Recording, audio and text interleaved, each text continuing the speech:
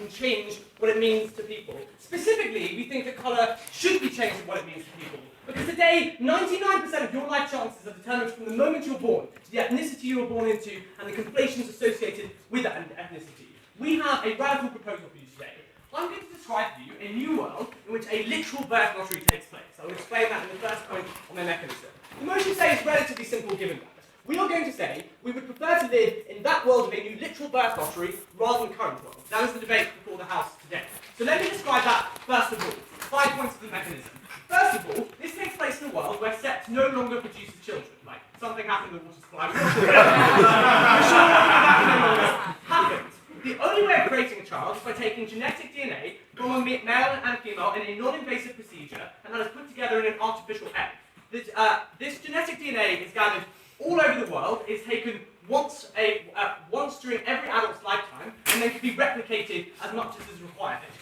To have a child, you can apply to the government to have a child, and they will give you an egg that has been randomly put together by all of the DNA samples globally. You can then choose to take, like as a female, to take that child to birth, or have a surrogate. Finally, all other existing policies in place for child protection and child welfare still apply obviously on this side of the House. That is the motion for you. We believe that you should choose to live in a world where that is available to you versus the current world. Any clarification? So are you aware of what's in the two worlds, or are people just born into that world and they have no conception of the other worlds? So would we remember the other world? You wouldn't remember the other world. It's a choice of whether you believe that that world should exist or that world should exist. No one's aware of the other worlds that could potentially exist. So, 2 points for you today. First of all, why this disrupts fundamental inequality perpetuation that exists throughout society. And second of all, why this radically improves politics. First of all, it's quite broad, this debate.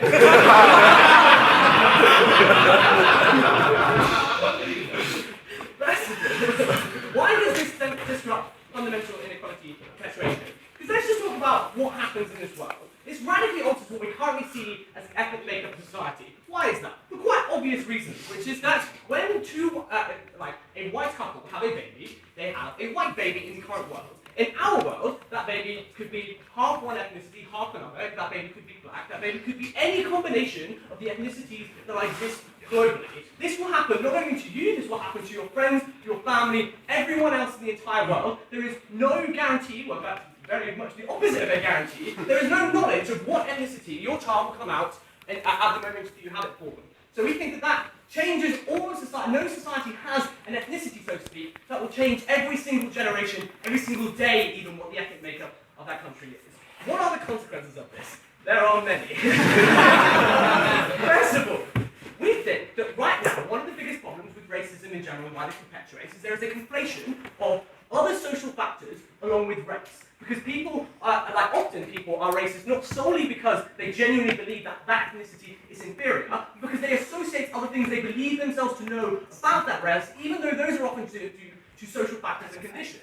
And that is why it perpetuates continually, because the fact that you are racist towards black individuals because you believe them to be less clever, because they've had a less good education, because you believe them to be from more generally socially deprived backgrounds, is a massively influential thing in the way that people characterize their interpretation of that. What is some of the evidence of this? There's a study. So just history was all the same up until the point at which everyone can't reproduce, right? So there's still China. China existed. So China exists in terms of it being a geographical place. This is a better world to live in than the world that we currently live in. Yeah, so this is a new world that we would rather live in. Yeah? Obviously, this couldn't actually happen.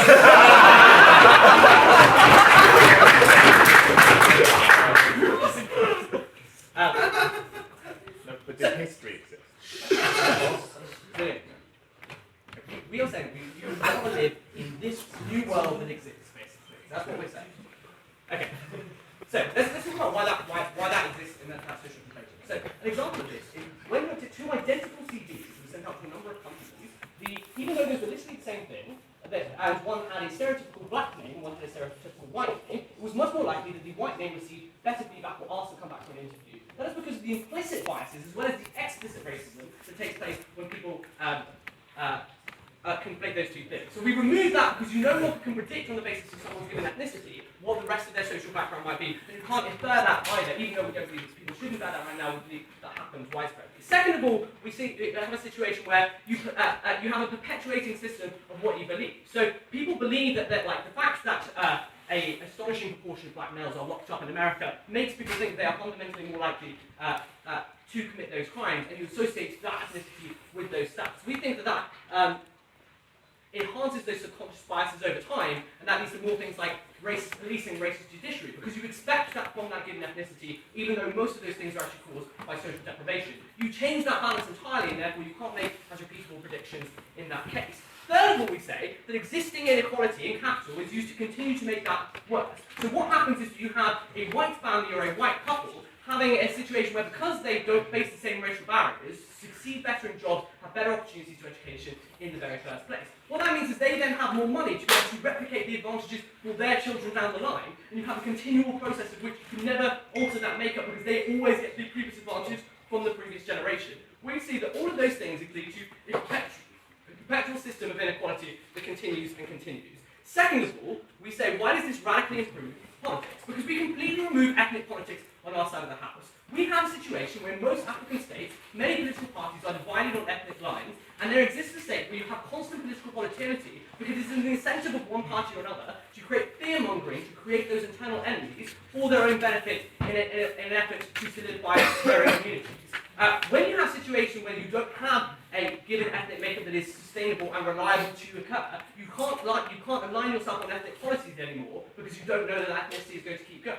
That means that you have a far better situation where you don't have those social clingages anymore because everyone just tries to create situations that would be better off for everybody. Finally, we talk about political capital in this, which is currently there is no incentive in a prior situation for a white man to advocate policies that don't necessarily affect them in politics unless they just happen to be a particularly nice person. We think that what happens in this is when they don't know what their ethnicity of their child will be, there's much more of a state of them giving political support and advantage to parties that want to shake up that existing racism and shake up the existing problems that certain ethnicities might face that others don't. We think that this world gets rid of some of the most fundamental problems that are intractable in the current world. That's why we'd rather live in it, and it's been an honour to propose this in this chamber. Once again, thank you very much.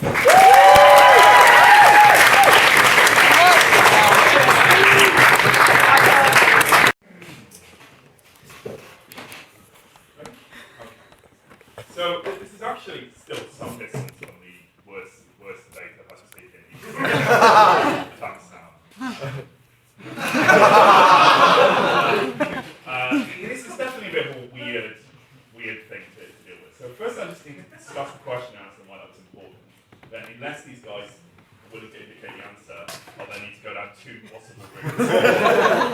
In both of those cases why they're bad. Right? So the question I was asking was whether there is an awareness of what happened in the past, i.e. history, the thing I spent half of my life studying. Because that's important. Right? Either everyone wakes up in that world and they have no memory of the prior existence of China, which probably makes this incredibly difficult to oppose, but I'll still deal with that case.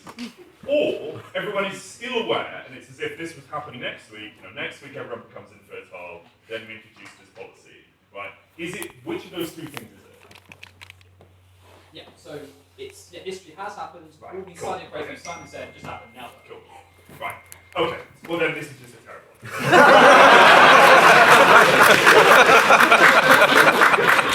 So here's one. So, the first point deals specifically with their last example. So it is true, a huge number of things that Simon said that are true, right? That there are huge systemic problems in the industry. What is the reality? So the reality is the conditions that exist in the inner city of Detroit, for example, are highly conducive to a severe lack of opportunities. Why is that? Because there's almost no money in that local government because of white flight removed of people who pay property taxes. That means the education system is incredibly underfunded, there's a severe shortage of work. And all massive social deprivation and endemically poor situations and the countervailing problems of the drug war. Those will make a breeding ground for crime. Now what happens is, those black parents who live in Detroit, instead of having black children, have white children. So while it might be true that you don't think black people are genetically criminals, you do think that black people are bad parents, because the white children they raise still become criminals, right? Because of the socially pre-existing factors. So if it's true that we think black people are criminals, despite the fact that it's obviously a social cause, then we now just think that black people create criminals, which seems like that might be even worse. Because you can't help the fact that you are, that you were somehow naturally a criminal, but if they are the source of criminals, then we would just need to remove them. So that's at best no better, and seems like it might be worse. But it certainly doesn't solve racism in the judicial system. Secondly, messing up all of the structures of ethnic states will also not solve ethnic problems, in that probably your reaction to this system is not, oh great, right, I'm a Tutsi and I have a Hutu baby, but I want my child back. Right? I want to ensure that I have a Hutu child. Right? We think that it is likely that people will not just sit down and accept this system. They will seek to get back their children, or what they believe are their children, the children of their group, to their parentage. They'll seek to seize back the children who they will be able to see look like them. So Chinese people will say, well, I want the Chinese children, but I refuse to accept this system that takes them from me. Right? Why is that probably also reasonable? Because we're engaging in a system of bureaucratic world government that seizes people's children, the most important part of themselves, right, and then gives them to some random alternate individual, right, refuses you your ability to preserve what you think is yours. Why is that important? Right? There's some basic biological stuff that people feel a huge empathy for people who share our genes. What are the other things? Right? We want to pass on things we have inherited from our parents and our grandparents. Why is that particularly important in certain groups? Right? There are ethnic beliefs to do with the passage of ancestry. Right? Importantly, groups like Judaism that think you can't be Jewish unless you have Jewish descent, Native Americans, Hindus that believe the soul is within the baby, right? So you can't just put it into someone else. It has to move down naturally. All of these groups of people feel these are just not their children. They don't want that child. So either they don't raise a child, or they hate that child. And if they're not raising children, then you don't get any of the benefits of those groups of people, right? But they do believe there is their child, and it's somewhere else in the world, and the government is removing it from them. That doesn't seem like it's going to make those people think, oh, and racism is a big problem, we should not do that. So much as, this is a terrible dystopian future, let's not do this instead. Instead return to the prior past. And we'll think, oh, racism wasn't really that bad, compared to our whole life is terrible. I think it's common when people look at this back as halcyon days. And I find it is probably reasonable for people who want to biologically reproduce themselves. We don't think the problems that exist in this world are sufficient, and are not sufficiently solved, that we will remove all of the benefits that exist in the status quo, all the benefits that people might gain, the utility they gain from naturally producing a child. Right? We think that people enjoy sex, they might enjoy it more when they're seeking to conceive, they might enjoy the process of natural childbirth. And obviously, some people don't, but lots of people do. No one now can naturally give birth in their world. Right? So no one can enjoy that. Right? Insofar as some people, probably a significant portion of women, do gain utility from being able to do that, and that's a process they enjoy. Now no one can do it. Yeah. Do people miss what they cannot do? Yeah, I mean they absolutely do. Like go and talk to someone who's lost a limb. Right? Right? People absolutely do miss something that they can no longer do. They were aware they could do this before, and now they have, phantom limb syndrome. Right? They are still going to dream of what they could have done. They're still going to fantasize about what they could have done. They're going to be consumed with regret about the world which no longer exists. Right? People will deeply feel and regret the lack of something which they no longer have. Okay, I think I've done with most things. Oh, other than obviously to point out that we think that it seems, I'm sure Harry's going to join me on this, a bad idea to have a monolithic government entity in charge of the distribution of all children. Particularly given what we know about the British government in the years 1950 to 1990, i.e. that it systematically overlooked child abuse, it seems like governments might not be perfect all the time. Maybe parents are, given they love their children, are probably less likely to abuse them themselves or to see them abused. Whereas systematic entities, whether they be governments or churches, have been terrible at doing this. Absolutely terrible. So probably, just without anything else, it would not be a good idea to hand over all children to some all-powerful government entity. So this is a bit weird. It seems like the world would be worse, so we should not do that.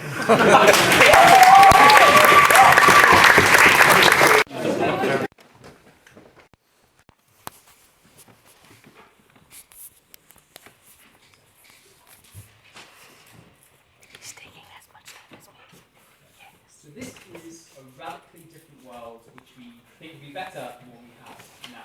So in my speech, I'm going to give you 3 extra substantive benefits, but it's just a substantive free-for-all in this debate, so there'll be many more for you to propose, obviously. But before that, framing and robotics what we just heard. So as I said, radically different world, people can no longer naturally conceive. Ethnic mixing through the birth lottery process is like to occur to such an extent over generations that we're like to see ethnic difference in appearance probably converging over time because of this birth lottery. So what we say is that the spirit of this motion is talking about the specifics of that world rather than literally things about how this is administered and it is a literal birth lottery, so arguments about like a global governance, like selecting where babies go, that's not in the spirit of Durham. Let's talk about some rebuttal. Okay, so a very legitimate observation from one side is that people care about carrying on their family line, and they want that, and they'll regret that it no longer exists. 3 things on this. The first thing we say is that in 50 years' time, 60 years' time, this will become the norm. People will not, well, they might remember it, but it was a long time ago, so my grandparents did. But now this is the new world. This is how you have children. You get your egg given to you, and that's how families are created. And we think that will become the norm.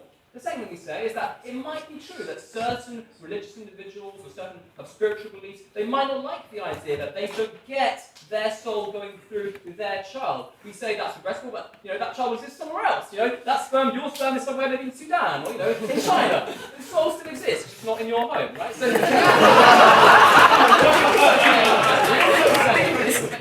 probably a small group in this debate, and we're happy to take that case and show benefits to you tonight. The third thing we say about carrying your family line is that we say what people value about their family is not necessarily someone who looks exactly like them, the same genetics as them. It's the ability to have, almost a companion or someone you can shape and you can love and you can shape their personality, and you can bring them up and you can care for them. These are all the things that people value in a family. We contest the idea that it's the appearance of that child which is the key factor. And we say the desire to be empathetic and care and love your child is more strong. That desire is more strong than any kind of racist feelings that people might have. So, like your white family which gets a black child. We say it's probably more likely not they'll care for that individual, they'll be empathetic and so on. And in the long term, that'll break down their racist beliefs to the point where their own child is of a different race. How could they be, how could they hurt that cute little baby and so on?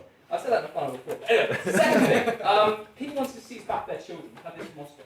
Look, the example he gave was like a Hutu family who gets a Tutsi baby. You recognise exceptionally low probability. Right? But that's just a specific example. We say people will still want a child in our world. So even if they know they're not going to get the exact ethnicity that they are, we think their desire to have a child, to have a family and build that is more likely to happen because of the economic benefits of having a family, having a child who look after you in older age. That's not overriding factor in this debate. People will still want to have children on this side of the house. Also, finally, on the argument he made about this, we seen as black parents produce criminals. Well, we say, look, if you are a black person in this new world, your life is literally so much better, right? So, for all reasons Simon gave you, but firstly, there can be less racial policing in this world. Why? Because we think that New York policemen might suddenly start having black children or having ethnic minority children and suddenly realise, oh wait, there's nothing intrinsically wrong with someone being black. It's probably something with the background they're from. Less likely to shoot a black guy because I think he is inherently evil and so on. That's a big benefit on our side of the house. But the second thing we say is that Oscar doesn't recognise the inverse of this argument. We're now going to see lots of white, wealthy parents having lots of black kids who then become very successful because they get access to capital that they never got, and that will create many more black role models and so on. So on balance, we're literally so much better off in our equalising world on the effects of race. Let's talk about the substantive free-for-all. I'm going to go with 3 things. Firstly, destroying the contextualisation of skin colour and why we reduce racial reconstruction surgery. A massive problem in the world today is that many people just want to be white. Because whiteness is the desirable ethnic makeup because you get better employment opportunities, because most celebrities in the world are white and so on. People literally put acid on their face so they can look more white because they think that will give them better life prospects. We destroy that on this side of the house because we think in Western world, across role models in society will be of many different ethnicities. You'll see many more successful like singers or in the media and so on. We're less likely to see that professionalization of that racial of skin colour.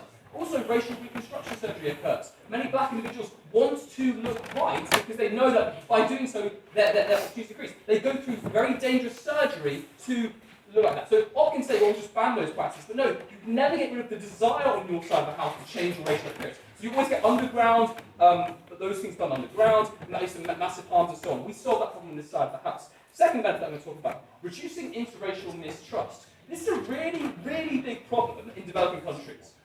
First of all, colonialism. The distrust of white people in states like Sierra Leone, which saw lots of slavery and so on, is so high and continues today. The white man oppressed us, the white man enslaved us. They are so unwilling to let aid charities come in, to work with white businessmen and so on. They fear they're always going to be exploited. On our side of the house, those families in Sierra Leone now have white kids. And you're going to have actually white kids working on farms for black individuals. And suddenly they see, oh, there's something intrinsic about a white person oppressing me. A white person is now contributing to my livelihood and my well-being. You can see a massive increase in trust between, for example, African ethnicities and white individuals. Secondly, on social trust and cooperation. This is quite an economics argument, let's go for it. So, between the amount of lending between different ethnicities and African states is often very low. I'll take you. So even if you think somehow if you get through in 100 years it might be nicer, in the short term, a light-skinned person, a dark-skinned child, like right now, will think that child's ugly and make them have skin white and cream. I think that's highly doubtful that someone would put their baby or their child through that kind of procedure, which of course it's even painful. Again, we'll take the hit, as bad as that sounds, we take the hit on that one case if it means we get rid of that practice in the long term and take fair benefit on our side of the house. So, social trust and cooperation, we're more likely to lend to an ethnicity, can trust that ethnicity, think they're going to pay back the capital, they're going to pay back the interest. We can see more loans, for example, between ethnicities in developing countries, which is very important for microfinance and so on, because you don't fear that ethnicity as between other or different things you might have on yourself, that will break down over time. Finally, the genetics of intelligence, recognise that wealthy, rich individuals who are clever often, have children together, right? And that often concentrates intellectual capital in specific niches in society, in the elites in society, and in developing countries. Those rich, wealthy, intelligent kids go off to America and take their intellectual capital with them. We create an egalitarian distribution of intellectual capital on this side of the house. You can see the sperms and the eggs of clever individuals being spread out all across the world that will lead to benefits to those societies and an increase in their intellectual capital and all the consequences of that. This is a crazy idea, but it's a great idea. That this proposal does not actually change the arbitrariness of who you're born to, right? It's just as much a matter of luck, what social economic class you happen to be in, or what parents you happen to have. So that there'll be huge numbers of other competing identities and groups which will also exist in society, even in our world. The question therefore becomes, under which world are more people aware of this moral luck, and are they more equipped to deal with this moral luck by implementing policies that mean that even if you're a black person born to Michael Van Gertrude's parents, you're more likely to vote for redistribution policies or to consider the lives being just as real and important as yours. Strangely enough, that's actually my second extension, because I said the first extension about how this prevents the objectification of women's bodies in a very peculiar way, where they are seen as ways of continuing certain genetic groups. That is disgusting, because it's one of the most objectifications which is related across all societies, not just conservative ones, but even very progressive ones, like the ones you see in Nordic states. And I'm going to put to you that helping half the world's population lead more dignified lives is really fucking important in this debate. So firstly, therefore, let's look at what they say. The first thing they say is that parents find it very difficult to accept the child for all sorts of reasons, right? I mean, I'm not sure that is the case, right? I mean, my mum was Chinese, my dad was Indian. Both sides of families were a bit uneasy with the fact they married and produced me, right? But after about 12 years, they got the fucking point. The reason was because there were other parts of my identity that were bound up with them. So the Chinese side of the family, for instance, was really impressed by the fact that I spoke Chinese. They were really actually impressed that I actually bothered to learn that language, even though I was not very Chinese, right? So there are other ways in which we negotiate the identity and fit into that familial group. But also, by the way, it's just a biological fact that we are programmed to like small, cute things, right? I mean, generally, the fact that young things with large eyes naturally elicit reactions of awe is a wonderful thing, right? And I'm not sure you can assert that there's this deep intrinsic racism of human beings that just manifests even when they choose to have this child. So I again think that problem is hugely exaggerated. I suppose the more interesting thing they say is that, well, you're sacrificing an entire generation. Yes, we are sacrificing an entire generation's well-being. It's unclear to me why a generation that exists this time slice for some arbitrary reason is more important than all the other generations, all the other time slices, right? I mean, we regularly do that all the time, right? I mean, at least some of the logic of saving and doing a bit of austerity or going to war and constricting some generations but not others is based on the idea that we want to create better societies for all of time. So, first section, for example, why does this prevent the objectification of women in a very pernicious and disgusting way? Women are often seen as a way of continuing a certain genetic group. Now, often that is the family, right? And I think this is true because this explains lots of other ways in which women tend to be seen within family units.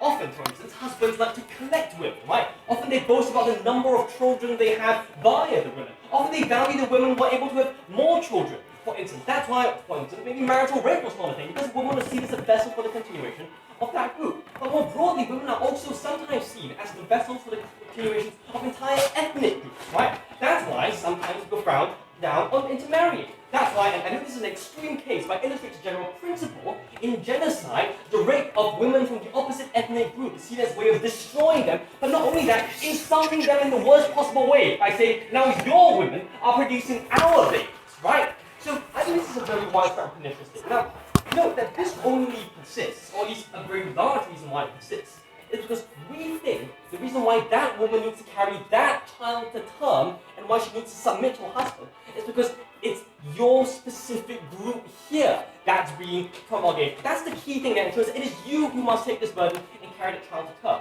We think our world changes that in quite a significant way. In the first place, I think lots of women will just have a lot less pressure to have kids, when no man can ever guarantee that this is going to be continuing whatever bizarre primitivist group identity they happen to subscribe to. But secondly, even if this persists, it's easy for women to get surrogacy, right? Because the reason why you need to have that child is because it's in some sense your child. If it's true, as Oscar says, it's in some sense not your child, then it must be the case that these pressures on women also decrease. They can't have the cake and eat it both ways. I'm happy to concede this is not very rational on the part of men, but I think I've come to expect not too much of that particular.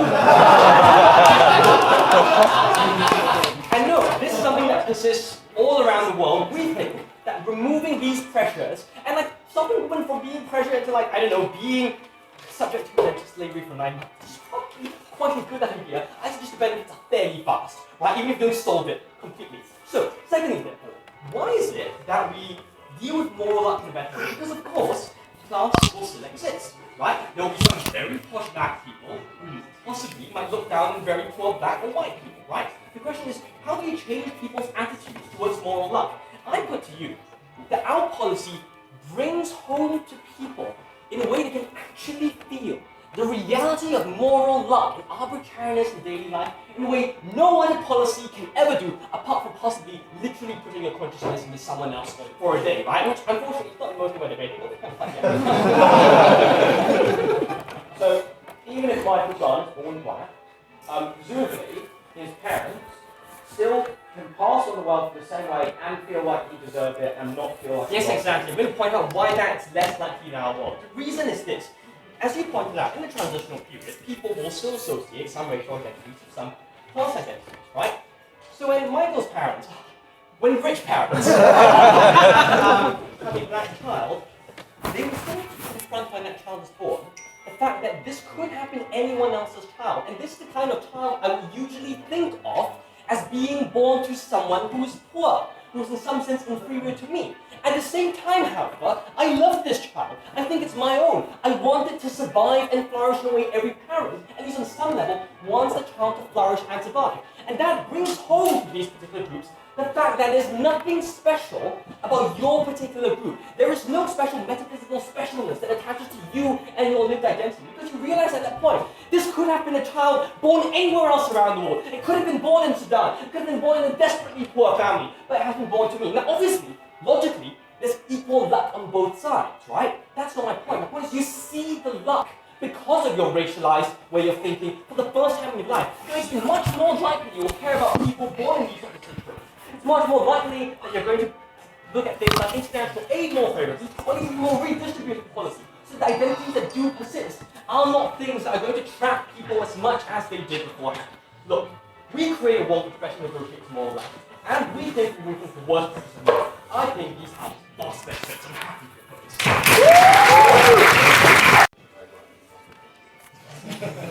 Here,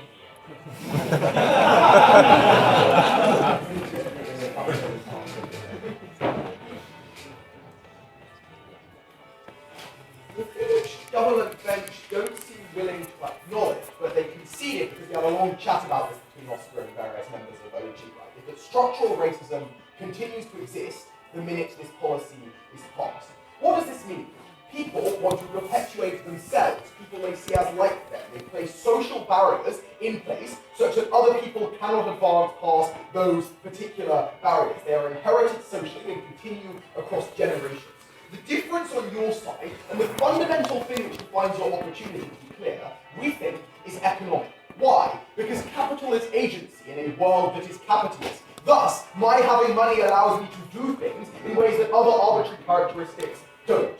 The thing that's unique about race and ethnicity, something which you remove, is that it is both oppression, historical oppression, and the creation of social barriers of people, and a marker of that oppression that is clear to other people and allows other people to mobilize together for collective change in ways that are vastly harder on your side when class barriers are set up. That's what I'm going to talk about in extension. It clashes a lot with their second point. The first thing, as she says, it's hard to have children eventually to get used to it. First, we cannot assume that everyone will be like Ashish and everyone will be like Ashish's parents. I want to extend a little bit on Opening's analysis to say that they cannot place that burden on individual parents to all be as tolerant as Ashish's were, or to say that that's something that they have to do. They try and get around this by saying it's about generational stuff. I'm sorry, but there is a threshold of damage that you cannot place on a particular generation in order to make generations better, say raising them entirely to the ground. Then we say on objectification that women are seen as having this particular purpose. Here's the thing, if Ashish is right about the extent of the image that women have, when they remove that capacity that women have in order to be helpful to their communities,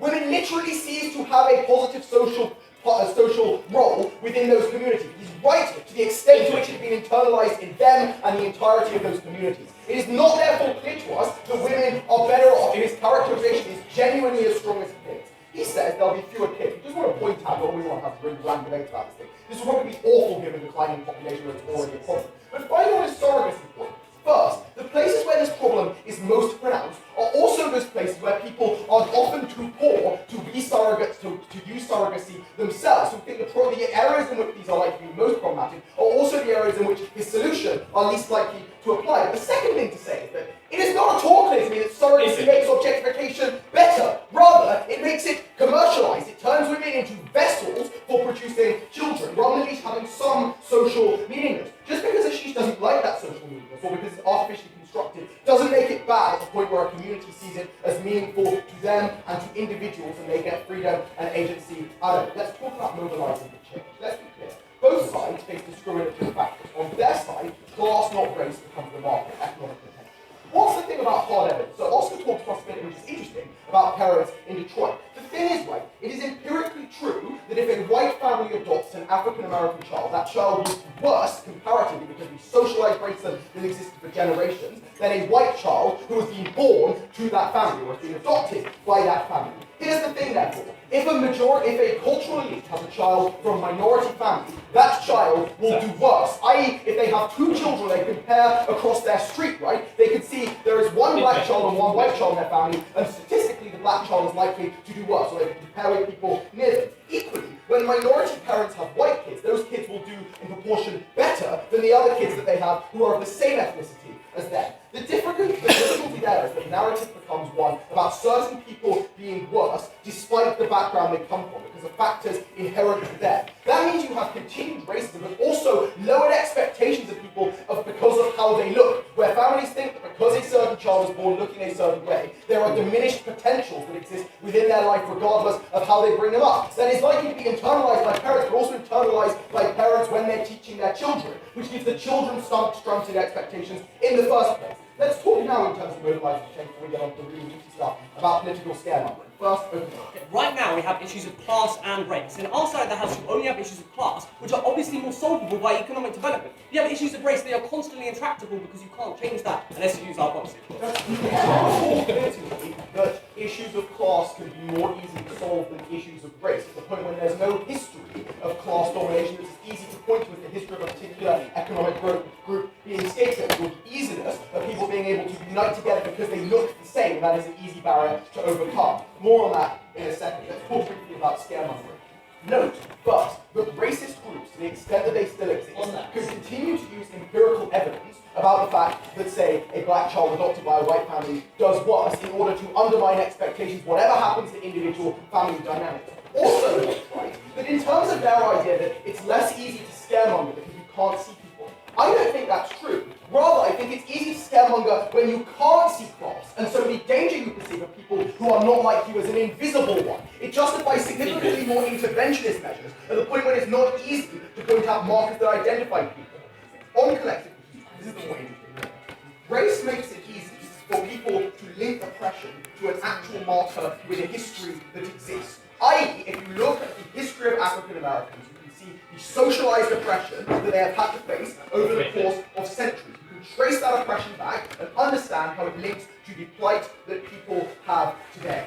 That is painful. It is something that exists on both sides of the house. On their side, they want to whitewash it over and claim that it never happened, or at least randomize it in such a way that it is much harder to see how it happened and to identify easily generations of lineage and oppression. Why is our side better in terms of allowing people to fight for social change? First, because mobilization is vastly easier, right? Because people are held back from mobilizing by social barriers put in place by elites. The difference is that race makes it easier for people to unite insofar as it's an easier factor to unite around, such that people who are oppressed can demand change much more easily. But second, it allows people to externalize their harm. We're going to contend that it is good that people can see the reason why they can't succeed as much as someone else is because of something that they cannot control. Because if they are right that the world is either deterministic or formed by arbitrary factors or factors outside of your control, we would rather that people weren't under the illusion that those factors were things that they did wrong that caused them to be worse off. To the extent that we can make people feel less awful about decisions they made that made them worse off, we are happy to fight that harm. Look, there is oppression on either side of the house. The question is, which markers make it easier for people to unite in order to change them? We contend we do it better. Proud to oppose. About the case brought to us by opposition, as they tell us this is like the craziest, worst idea ever, guys. The biggest problem they can identify is that it's not going to solve every single social problem that exists. We think that if it goes and solves a wide range of social problems, then it will probably be not only sufficient for it not to be the worst idea ever, but sufficient for it to be a good idea. 2 points in this speech. How we promote harmony. Secondly, how we liberate women. First, to harmony. We've shown you that we will remove a large part of the problems that society faces with racism. We've heard numerous problems down the line of what if a Tutsi gets a Hutu child. Well, one, it's unlikely, but additionally, given that those races are very difficult to tell apart because they're virtually genetically identical, cultural factors, it probably won't make a huge difference. Those little differences that are really difficult to tell, like between Slovaks and Croats, have often historically appeared to be the most significant, and that's a huge problem we would solve. The next problem is, racist parents might be like, nah, I just don't want this black baby anymore. So, at the point that in the West there's a huge shortage of children who are able to be adopted, it's probably a good thing if racist parents who are going to be awful are less likely to be raising kids and give those to loving parents who are going to be able to raise those kids in a better environment. We think that's actually a plus. Furthermore, Harry tells us that the problem is that this will allow racists to justify what they're doing because there might still be some sort of gap between the achievement of black and white children. Firstly, we think that designing the best organised data set in a randomised control trial in history is likely to do a lot to combating that sort of data. But furthermore, even if this gap exists, it would be smaller than the current gap that exists, that is used to justify all of the structural racism at the moment. The next problem identified is that if you have a white parent, they're still going to have lower expectations of their black child because of socialized factors. Well, it's worth noting that even if this is true, they would have higher expectations of their black child than another black child who is someone else's, and would care more for them and expect more of them than otherwise. So that gap is still reduced. We think the fact that people see their child on a day-to-day basis and interact with them in a way, with a bond that no other person in society is going to be able to have, is likely to bridge those kind of gaps and stop the expectations effects that cause black people to perform so much worse in so many areas of society. What we additionally do is we unite groups who are currently disparate. So one of the problems is that apparently we're not dealing with problems of how the working class are going to organise better. Well, we did give you mechanisms for this. So one of the things they tell us is that black people are able to unite more because poor people are able to unite better because they're disproportionately black. It's because they are also like being around other black people, they unite and fight oppression in a way they otherwise wouldn't. The problem with this is then the white people turn around and are less likely to listen to that if you argue that people identify on the basis of race and are willing to negotiate with other people on the basis of their race in different ways. Furthermore, having racial identity as an existent fact means that it is far easier to alienate the working class away from each other. So one of the main problems with working class organisation within the UK is the fact that working class individuals turn against each other. Where the white working class individuals seriously believe that it is Asian immigrants or Polish people coming in who are the problem, rather than the capitalists who are brutally exploiting their labour.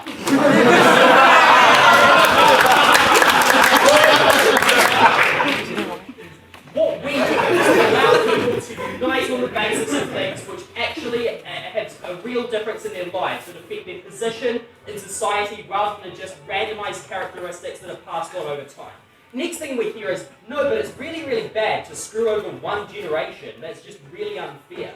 The problem is that given that we're talking about a geometric sum to infinity, any reasonable discount rate, any increase in utility, it is unclear why I ought to care more about the utility of given individuals that are alive today, given that this is an entirely different world that we're talking about, and not one where me or anyone around me is of any moral relevance to me. I probably just don't care about that, probably even apply a low discount rate to that.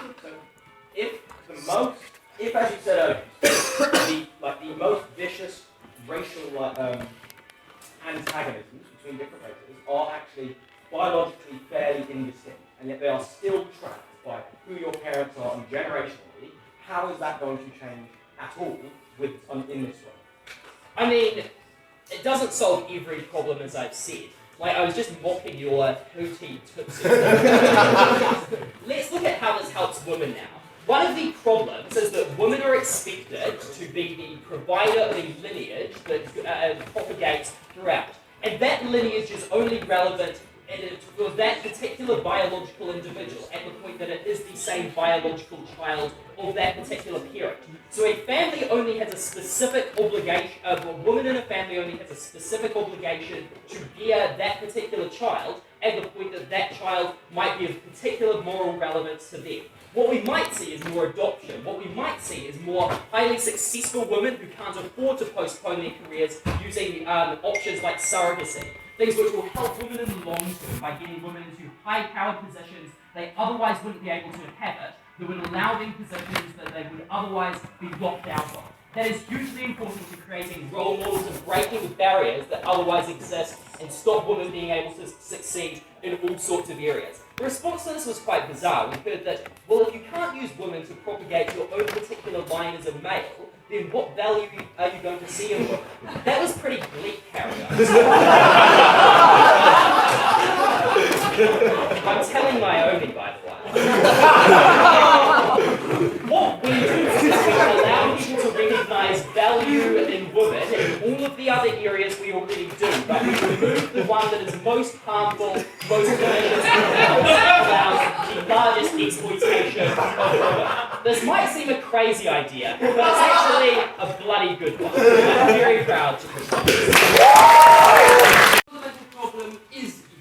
The fundamental problem is parents passing down capital through generations, setting up the barriers which keep that material wealth, that material power over others.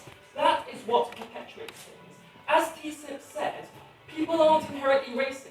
People just develop markers to differentiate people, to perpetuate their wealth, to perpetuate the power in the group they identify with.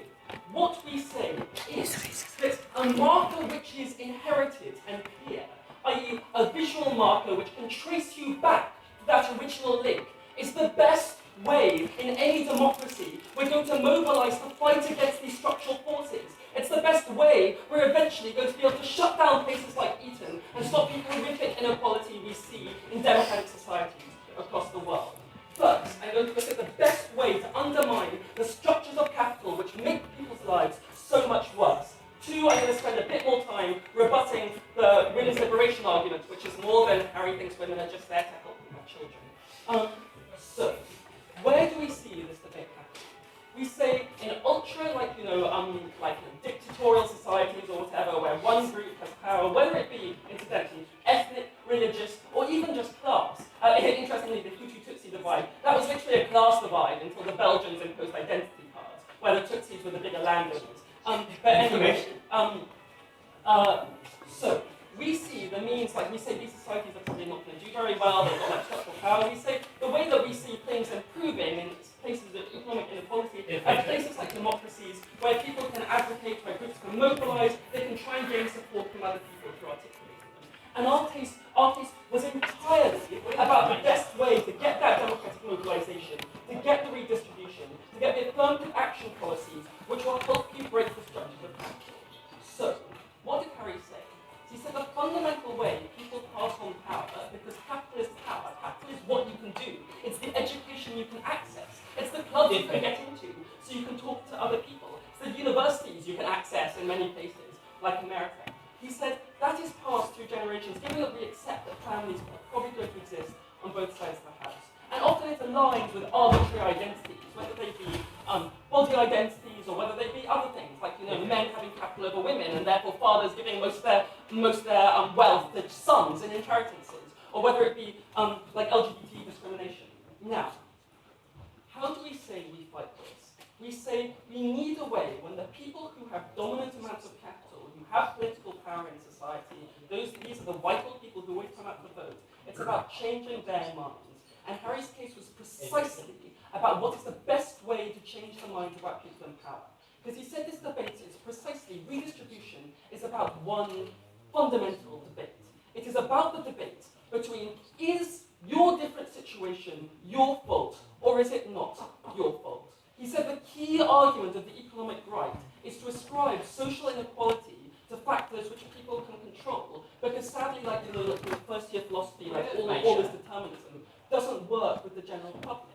And that's why the Republicans, their narrative, their justification, the Conservatives' justification for their policy, the reason why they shut, literally every party shuts working people, is because it's an assumption that often your economic wealth ties to what you try to do. If you're homeless, that's just because you're like lazy, or you did drugs in school, or like whatever, that's your fault. And that's why you're like, both the Labour and Conservative Party were happy to demonize them. And what Harry said, it's about winning that debate. And this is where his analysis about markers is really important.